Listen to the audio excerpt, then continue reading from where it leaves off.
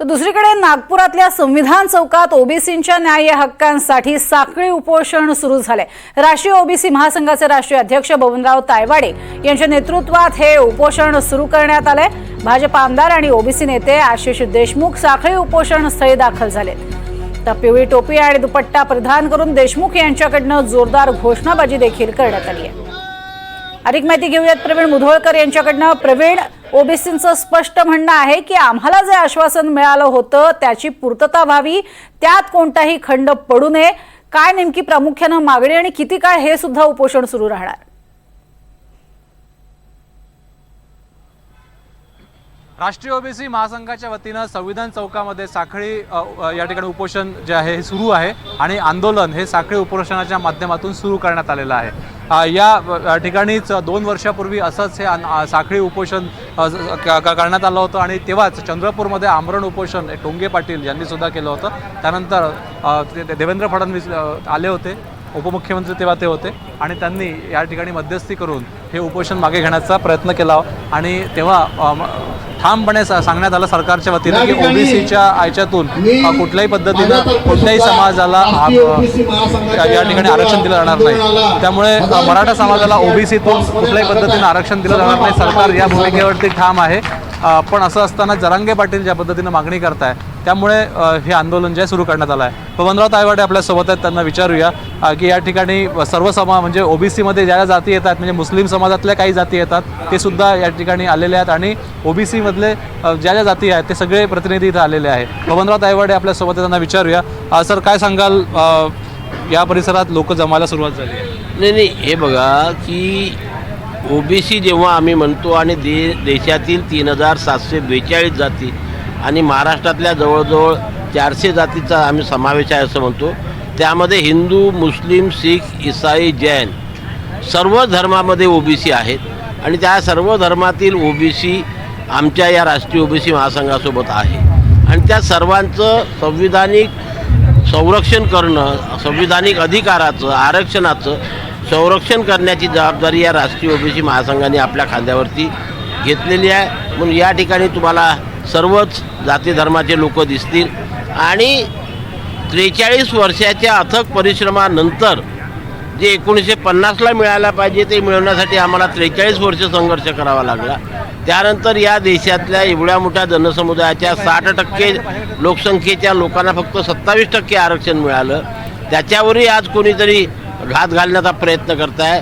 हा आघात आम्ही सहन करणार नाही आणि आमच्या आरक्षणाला मुळीच धक्का लावू देणार नाही, ही आमची भूमिका आहे आणि म्हणून आजपासनं आमच्या संविधानिक आरक्षणाचं रक्षण करण्याकरता या साखळी उपोषणाची या ठिकाणी आम्ही सुरुवात करतो। आपण पाहू शकतो या परिसरामध्ये साखळी उपोषण आहे। मुस्लिम समाजाचे सुद्धा प्रतिनिधी आलेले आहे। शकील पटेल आपल्या सोबत आहे, गवळी समाजाचे ते आहे। मुस्लिम समाजाचं काय म्हणणं आहे, ज्या पद्धतीने जरांगे पाटलांचं आंदोलन सुरू आहे? सर, राष्ट्रीय ओबीसी महासंघामध्ये सर्व धर्माचे लोक आहेत, त्याच्यात मुस्लिम समाज पण आहे आणि मुस्लिम समाजामध्ये 60 ते 70% लोक ओबीसी राहतात। मुस्लिम समाजाचे जे 60 ते 70% लोक आहे ते पूर्ण ओबीसी लोक ओबीसीच्या या डिमांडच्या बरोबर आहे आणि आमचं स्पष्ट म्हणणं आहे की ओबीसीला जे आरक्षण भेटायचं होतं 52% तेच पूर्ण भेटलं नाही, आम्हाला फक्त 27% भेटलं आहे आणि त्याच्यातही जरांगे पाटील म्हणतात की आम्हाला त्याच्यात आरक्षण द्यायचं आहे। तर हा 60% समाज जाणार कुठं?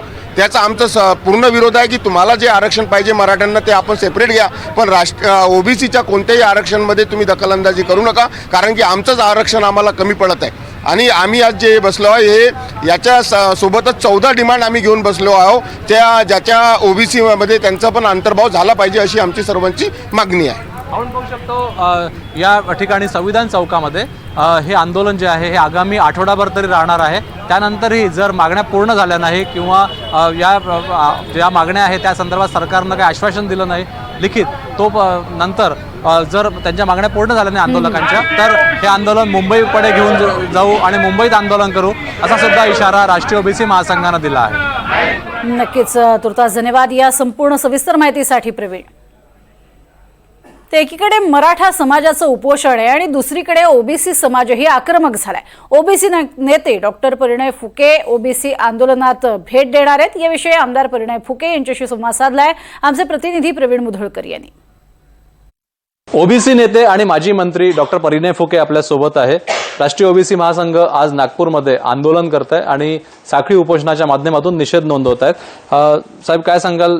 यापूर्वी तुम्ही मध्यस्थी केली होती. ओबीसी आंदोलन जेव्हा झालं होतं, एक टोंगे पाटील चंद्रपूरला आमरण उपोषणाला बसले होते. उपमुख्यमंत्री तत्कालीन देवेंद्र फडणवीस तिथे गेले होते.